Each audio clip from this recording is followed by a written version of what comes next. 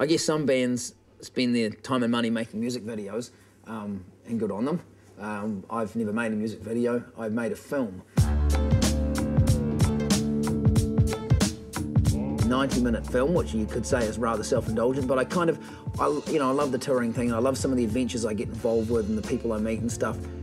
I decided to take this camera guy with me, and we did this epic tour. I booked this crazy tour, 108 nights non-stop, right around the country, including like Stewart Island, Great Barrier Island, places I'd never been to, you know. I got this piece of shit motorhome, which really was like it looked all right from the outside, but it was just this home-built, rattly piece of crap, and filmed what happened, you know. So merry bow ride on a 9-meter swell, handrail windswept vision of hell. Next morning we got up and rung the AA, who came and started the motorhome because we'd run the batteries flat, leaving the lights on in the cab while I was playing. I went to all these little places and I did meet some really interesting people. Second week of the tour began in Dunedin, Logan Park High, and hopefully a chat with one of my all-time heroes and toy fanatic. No, not that guy. The fickleness of the public, the trend aspect is very frustrating. I went to interview Tim Shadbolt, he's sort of a bit of a hero, I guess. And I was trying to interview him, but I had no real questions, so I said to him, hey man, can you give us a poem? Because I loved his poetry. And he was like, he looks down the barrel of the camera and he goes, Helen of Troy wasn't built in a day, and neither was Freeman's Bay. But they smashed it down for £5 and built a motorway. Now Jack was born in the house he owns. It was built by his grandfather. Jack was born in the house. I could go on. But he recites one of these poems, and I love that poem, right? So I then thought, fuck, wouldn't that be great? I could get hold of the leaders of all of our political parties and I could say, I don't want an interview, I want a poem. And I'd be like, what do they choose and how do they read it? This is the lament for Barney Flanagan, the licensee of the Hesperus Hotel, and it's by James K. Baxter. Flanagan got up on a Saturday morning, pulled on his pants while the coffee was warming. He didn't remember the doctor's warning. Your heart's too big, Mr. Flanagan. Barney Flanagan sprang like a frog from a wet root in an Irish bog. May his soul escape from the tooth of the dog. God have mercy on Flanagan. The thing about the politicians was you ran through them and you know, Jim Anderton, he knew it off by heart, took it seriously, was really good. I do not dream of Sussex Downs or quaint old England's quaint old towns. I think of what may yet be seen in Johnsonville and Geraldine.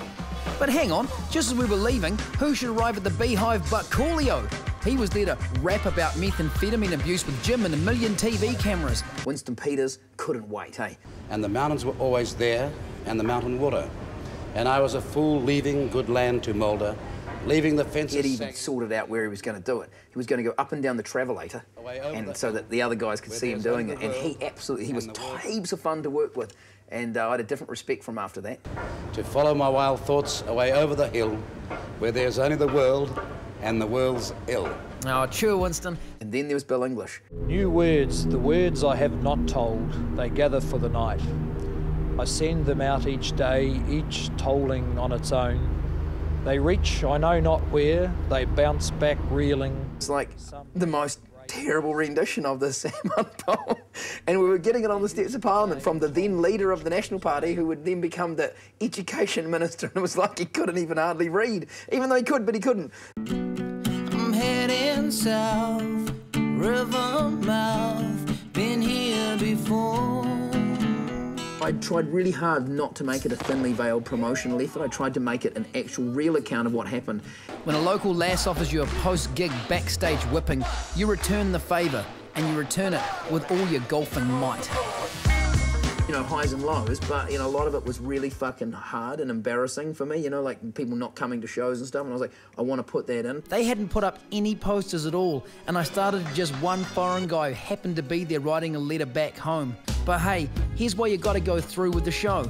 After about half an hour of playing to just one guy, a bus full of mostly busty girls from the New Zealand Navy Band turned up, having finished a show at the local pipe band hall. Oh, but the tour must go on, and the West Coast was calling. Not that that stopped us begging and bribing our way into an interview with a one-hit wonder 80s pop star who was dodging a harsh European winter, hiding out in the Wanaka Hills. Since 99 Luftballons came out, back in, was it 1982? Oh, maybe it was 1981, I think, yeah. It was really hard to go on the street and everybody, hello, Nina. And because of that, I'm in New Zealand and I hope nobody will know me. And So would it be at all possible if you would just be able to sing us a little bit of 99 Luftballons? Oh, no, I told you not to ask me that. Just maybe just the chorus, just to hear what the German words sound like. I haven't heard them for years. No, I don't want to do it. Just a few words and things? No. No, you don't need, I'm sorry, you don't need to go away.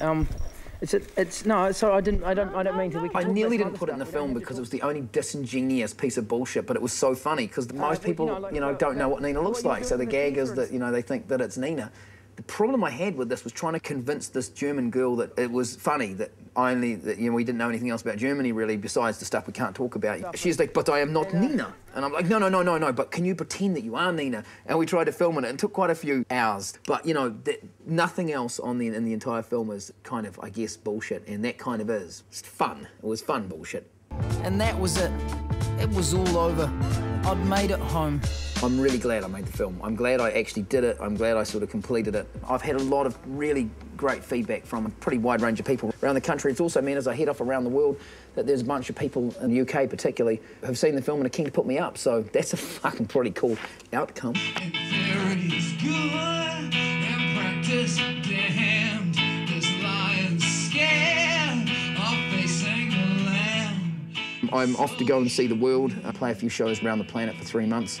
When I get back from this tour, I would have gone around the world, I would have made a couple of albums, would have toured hard, have made my film, done the things I kind of want to do, and except for having a boat, with a little boat with an outboard on it, I will be goal-free. You